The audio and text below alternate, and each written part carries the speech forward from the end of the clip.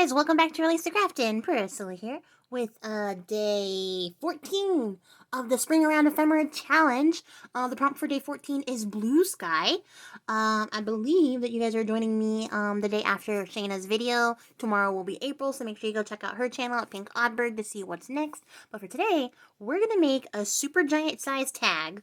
And I'm going to show you guys how I made this tag from my poetry challenge, which I actually never showed you guys because I didn't post the last couple of days, I think, for the art. But I used tissue paper to like collage on here and make these tags, and they gave them like a really cool texture. I think it's gonna be really sweet. So I'm gonna show you guys how I did that on this in a giant scale. We're back at fairies again because I don't have a lot of spring stuff in my life, but I do have fairy stuff. So that's what we're doing. So what I did off camera was fussy cut this out, so you didn't have to watch me do that. And this is just another page from the Brian Froud fairy book. And I cut out the little text that came with this little girl. I think it's going to be cute. Clearly I have to make a fairy book at some point now because I am now solely making fairy ephemera. But what I want to do is cut this down a little bit. This tag is going to be huge. It'll fit in like an 8.5 by 11 journal, I think. So if I do make a fairy book, it'll be a giant size. You don't actually need a lot to make this tag. You need watercolor, which I have some colors here. I haven't done it with the metallic watercolors yet, so I don't know. I don't think that's going to translate. I think it'll just be the color, but I do like the color scheme here. A couple of them are color shift. I don't even know if that'll pick up. And then you need tracing paper and the paper that you're going to back it onto, and, you know, whatever stamps or decorative bits you want. I want to cut, what's that, like an inch and a half? Sorry, I'm looking at the ruler down here. And you can't tell because where the one would be is a hole. But this is a half. So maybe just a little bit under 1.5 inches off. So what I'm going to do is not pay attention because I don't know how to get the arm up with my camera being set up the way it is. So we'll zoom up. There we go. Just going to have to stay this way for a second. Good thing that we're cutting more than that off. What did I say? I said 1.5 inches. So 7 and a little bit under 1.5 inches. So maybe let's go for a full 1/8 extra. Is that wide enough? Yes, that's perfect. I'm going to put this on the back side. It's actually not going to go on the front side, but I wanted to save it because it's a cute little blurb about the Bluebell Fairy. Okay, we're back in voiceover mode because once again, this was supposed to be a short video and it took me like 40 minutes. Yeah, there's no reason for that. I had lots to say about nothing. Some of it funny, some of it not so much. But anyways, I'm making a tag. You guys want to make a tag? I made these corners uneven somehow magically. Don't do that. Make them even. Or do your best. You know, maybe you want uneven corners. I'm not going to judge. Just make a tag. So here, I'm just explaining the color choice that I want to use because the prompt is blue sky. I'm going to paint a bluish type gradient. Going from the dark blue all the way to the light blue to the green on the bottom. The green being like, I guess, sort of abstract grass representation because I'm not actually trying to paint anything. And I'm just painting it right on top of the tracing paper. And then I'm going to give that a dry. And once that dry, you see it got this really awesome, like, crinkly texture.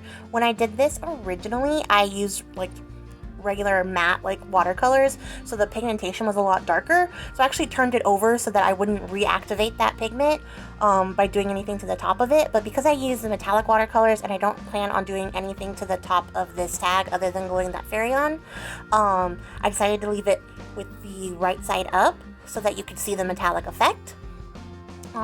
If you were going to like go on top of this and then add Mod Podge or like a bunch of wet medium and you use watercolors for this, I would turn it over and just sacrifice the shiny part of your metallic watercolors, or just don't use metallic watercolor so that, you know, the color doesn't pick up and run.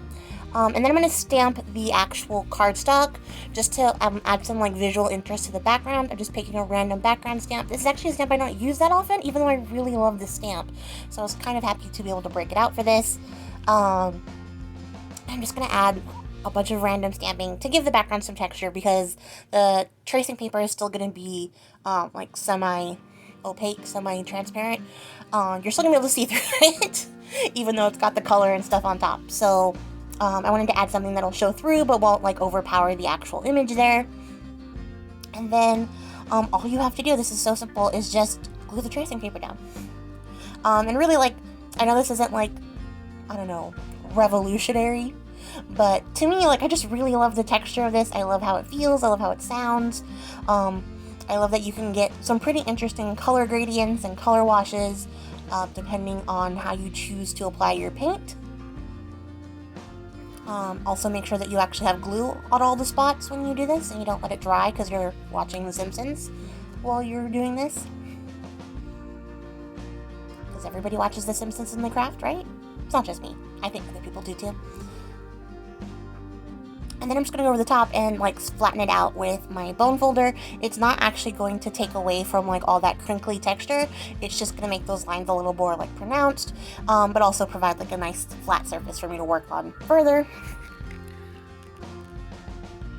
And you can see my hands over here. I had so much to talk about, and you guys, I had nothing to say. Absolutely nothing. So of course we had to speed this up. So after this, you're going to trim off the excess. Did that in movie time. And I decided that because the prompt is like blue sky, I wanted to make some clouds. So I have a bunch of these hole punches, these circle punches in different sizes. So I'm going to punch a bunch of those out of just random book paper. It's a struggle, and I don't know why it was a struggle, because these punches are all sharp and good. It was just me, operator error.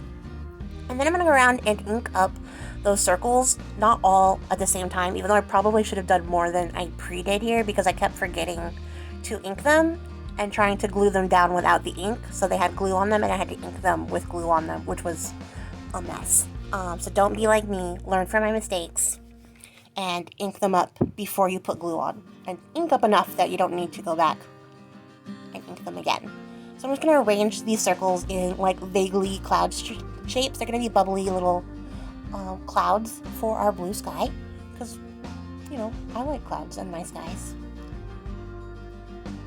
Who doesn't like clouds? And it's a pretty straightforward tag, I gotta say. I'm happy with how it came out. I don't think I like made it super complicated, so this is a pretty easy, accessible tag that a lot of people can do. It's pretty fun. It's also just, you know, nice to take an easy one for the second week of this challenge, which is so crazy, you guys. Can you believe we made it to the second week? It's nuts. I have been loving seeing what everyone has been doing. I've been following the hashtag. I need to catch up on commenting, but I've been watching everybody's videos. I gotta comment. I have started a playlist on my channel, so if you are behind, or if this is your first video in the challenge and you want to see what everybody else has been doing, there is a playlist. You can see that on my channel page, in my playlist of Spring Around 22, and see what everybody's been doing. It's been really fun. Some of you guys have been having like some really great ideas, some really cute stuff going up, and it's just really fun. So after I make my clouds, I'm going to ink up around the edges. And then I think I'm just going to put the fairy down after this. I don't think I did anything else.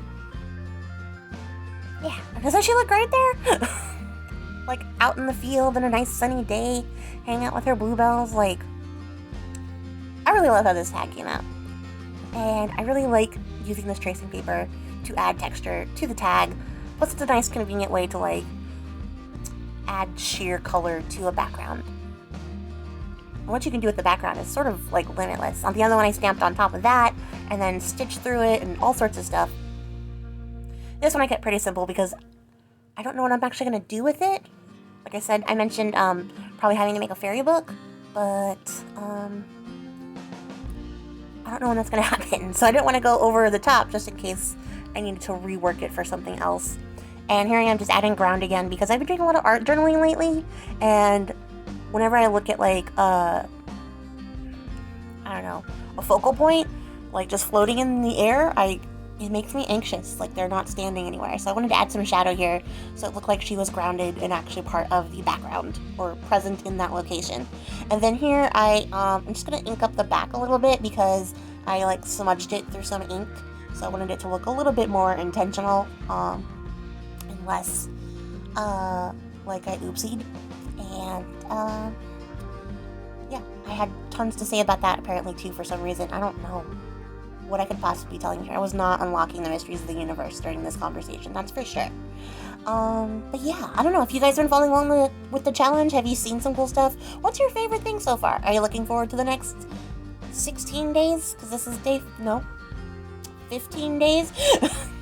Nope, that's wrong too. 17 days, I can do math. Because we're only 14 days into the challenge.